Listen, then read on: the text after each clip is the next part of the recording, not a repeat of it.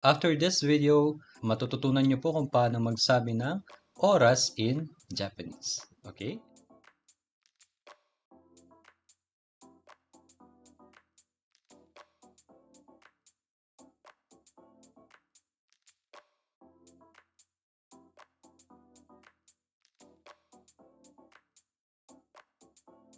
Minasan, today pag-uusapan po natin about sa time and days of the week. Okay? Hey, telling time. O'clock is G. Okay? Yan po yung suffix natin. Tanda po ba natin kung paano yung numbering system natin? Yes. So, doon din po yung numbering system na gagamitin natin sa o'clock. Okay?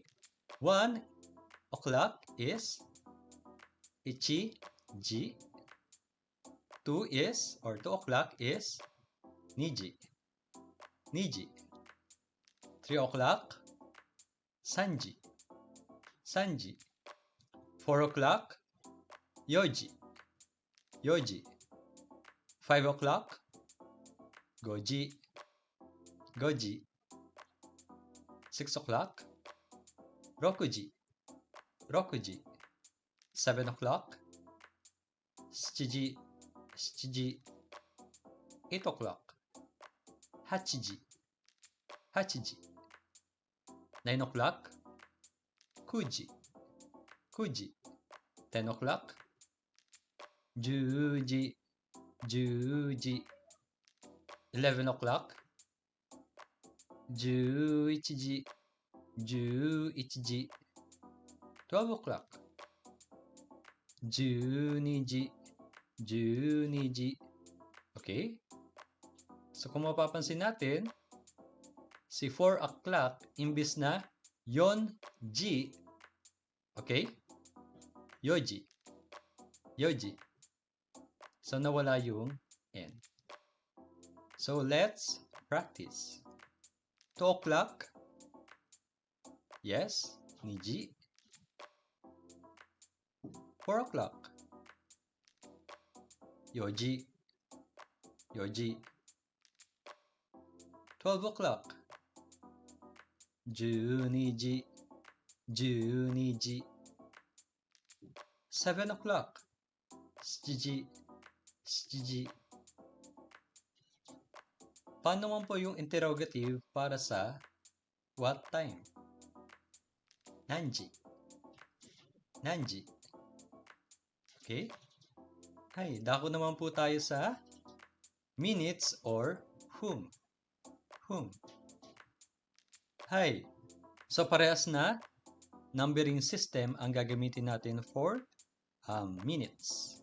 Okay? 1, ipung. 2 minutes. Nihon. 3 minutes. Sampung. 4 minutes. Yompung. 5 minutes. Gohung. 6 minutes. Roppung. 7 minutes. Nanafung or sichifung.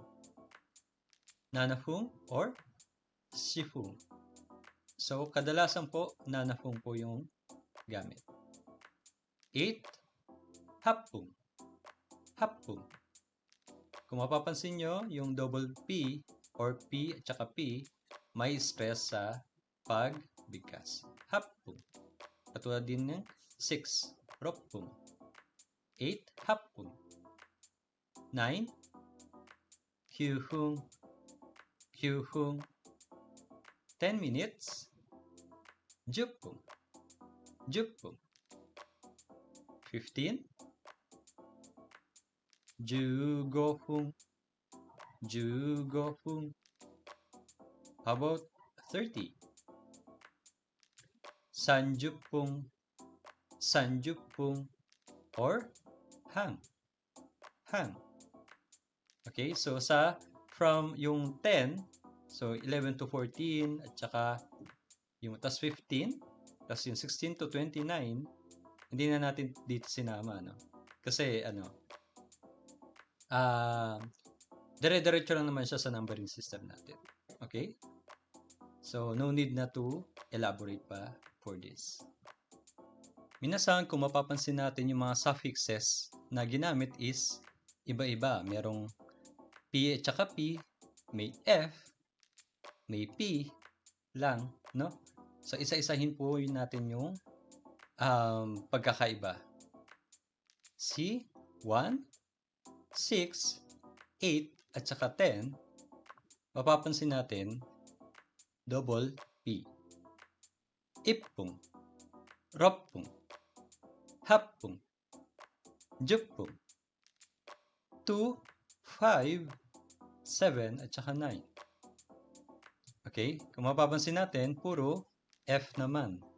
2 is Nihong, 5 is Gohong, 7 is Nanahong or Shifung, 9 is Kyuhung. Okay? How about sa 3 and 4? Okay? N, P, U, N naman yung dulo. Pung. 3 is Sampung, 4 is Yongpung. Okay? So, balikan po natin. 1 is Ipung, 2 is Nihung, 3 is Sampung, 4 is Yongpung, 5 is Gohung, 6 is Ropung, 7 is Nanahung or Shifung, 8 is Hapung, 9 is Kyuhung, 10 is Jupung, 15 is Jugohung, and 30 is Sanjupung or Hang. Okay, so pahabol lang po, no? Si 30 ay pwede ring Hang lang, no? Hi, let's practice. Tanda po ba natin? Very good. Okay? Hi, how about kay 6:15? Yes, it's Rokuji 15分 Rokuji 15分 Okay, how about 7:30? 7時30分 or 7時半 Okay? Naghang ako ng konti doon. Okay. 7時30分 or 7時半 Okay? Hi. 12:46. That would be 12時. Okay? So, paano yan? Minasan, walang 46. Ano po ba yung 46 sa numbering natin? Yes. 40. Ano po? Okay? 46分 12時46分 Okay? That's all for the telling time. Okay? Punta naman po tayo sa days of the week or yobi. Yobi. Okay, yung suffix niya is yobi. Hi, minasan konnichiwa. Kung nagustuhan niyo po yung video, you can like, comment, and share na rin po. Ano? And kung gusto niyo po pong mapag-aralan lalo ng mas deep ang Japanese language, meron po akong promotional sale sa aking e-learning site na makikita niyo po yung link below. So, exclusive lang po yung 40% off sa mga YouTube followers ko. Yun po, maraming salamat po and I am waiting for you. Thank you. Hi!